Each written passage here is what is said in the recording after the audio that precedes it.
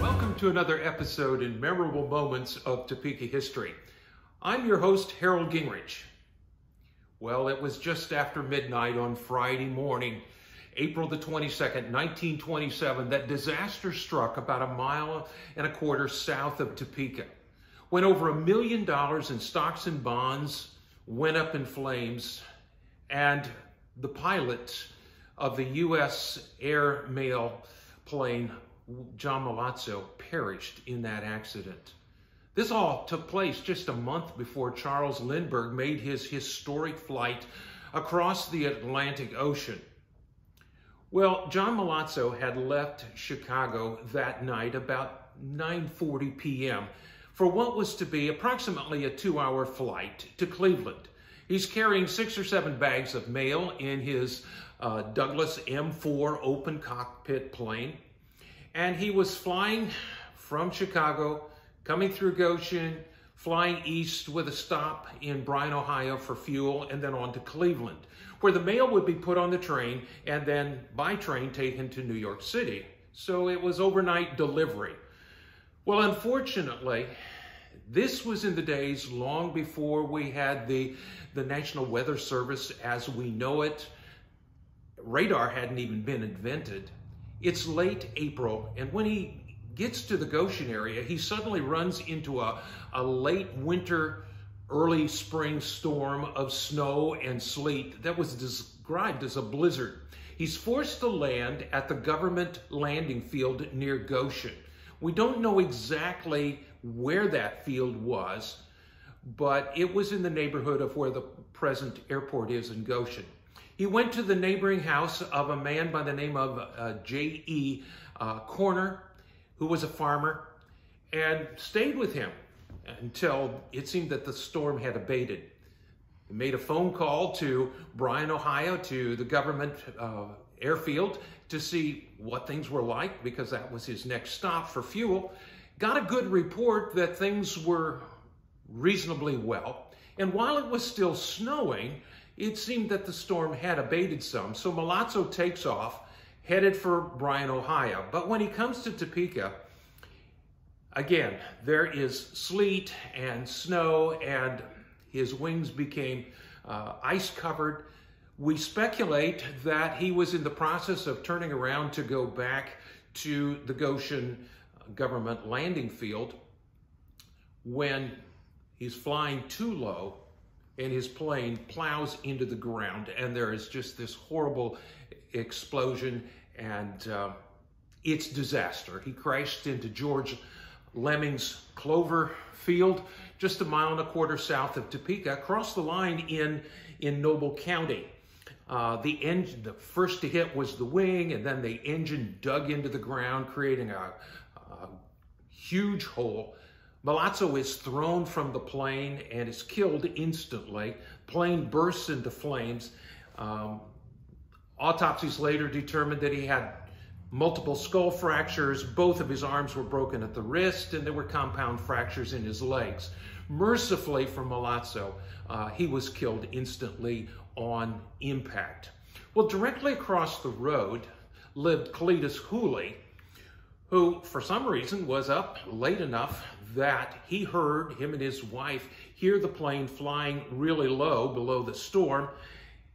And then all of a sudden there's silence, followed by this large explosion. He looks out his front window, sees the flames, ran to the field, but the flames and the heat were so intense he couldn't get anywhere near the plane, couldn't locate the body of the pilot. He runs back into the house, gets on his phone, calls Iris Pike Stage, who was the manager of the Topeka telephone company. They in turn get a hold of Perta Poyser, who was the town marshal, and these two men go out to help Hooley in whatever way they can.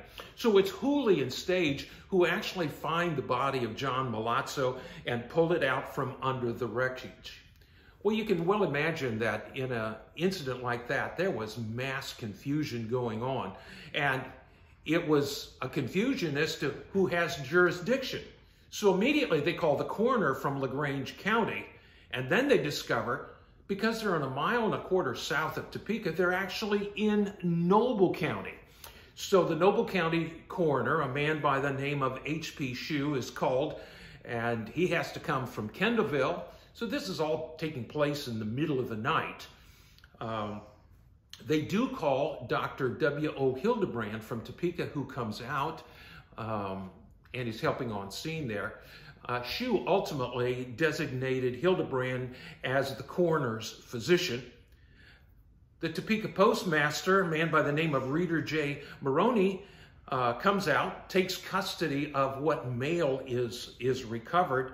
And of the 6 or 7 bags of mail, there's less than 100 pieces of mail that they were able to find and recover. Much of it was damaged. There were at least 32 first-class letters that were headed for New York City.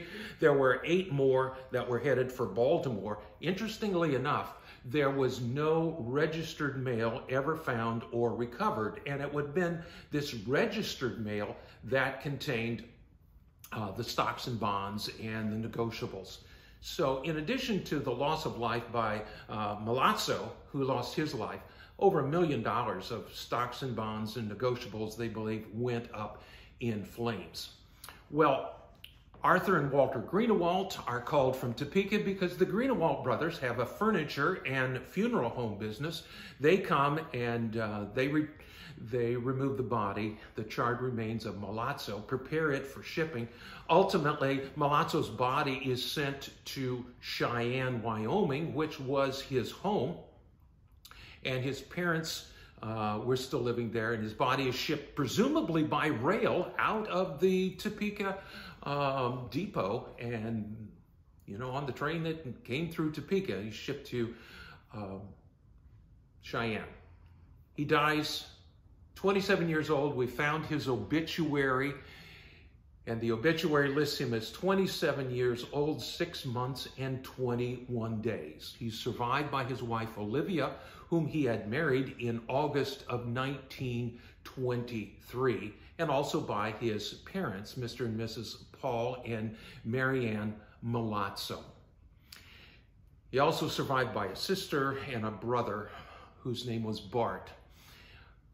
One of the dubious distinctions that John Milatzo has is that he was the last U.S. airmail pilot to die in service before the whole U.S. mail was privatized in June of 1927. So he dies on the 27th of April, and things are privatized in June of that same year. So it's just only a few months, and there's more information that is available out online.